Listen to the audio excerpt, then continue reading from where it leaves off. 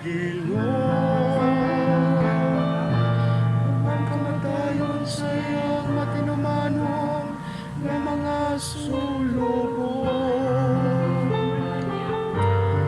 Ako imong sulugon, ang anak sa imong ulipong babayi.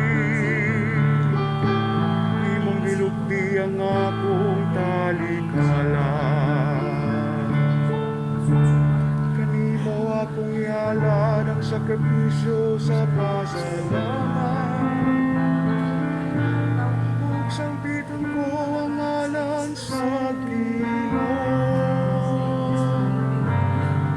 Tumanon ko ang akong panahad ngadto sa Ginoo.